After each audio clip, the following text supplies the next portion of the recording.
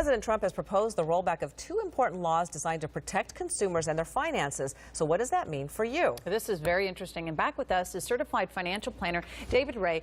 First of all, David, always great to have you. This is really kind of complicated. Can you first talk about the Dodd-Frank Act and what it is and how does it affect us? So there's two rules that are being rolled back. It's Dodd-Frank, which is really trying to avoid another financial crisis like 2008.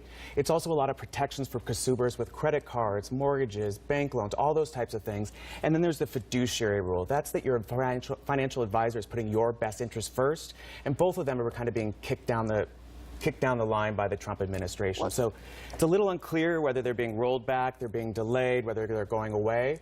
But either way, it's not great for consumers. Well, it's pretty scary because you assume that your financial planner has your best interest at heart and your fiduciary duty is to the person you're serving. So I thought that was the law anyway. Like, how do they get away with that? There's so much confusion on this topic. Most people think I go to this person, they're going to give me their best advice, but it's really not the case. It's really a small percentage of advisors that are really acting under the fiduciary standard.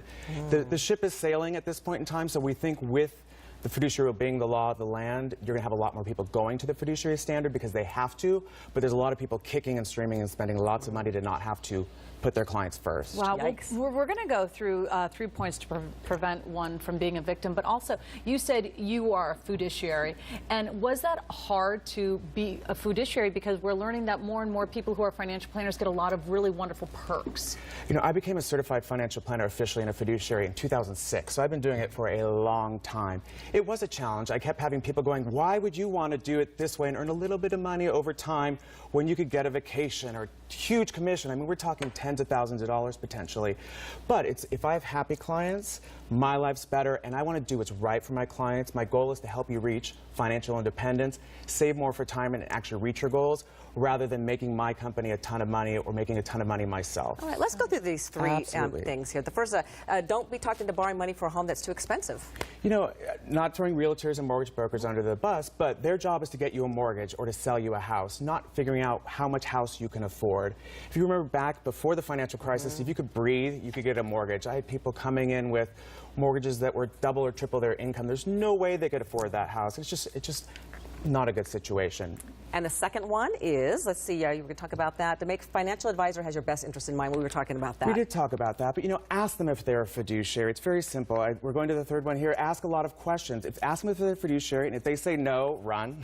You know, look for things like a best interest contract that aren't things you want. They're going to try and put it in front of you. Go, sign this. It's great for you. They're going to get their commission. They're kind of releasing the fiduciary duty, which you don't want to be doing unless they have a really good reason, and it's very hard to find those reasons. And it's so interesting. I mean, it's just I was, ever since this kind of came to light, you start learning a little bit more about how your financial planner doesn't always have your best interest, and you just don't know what to ask and what to do. Most people don't know what to ask. They think, I think you guys both had the same reaction. They assume everyone out there is a fiduciary and would put their clients first. It's not really the case.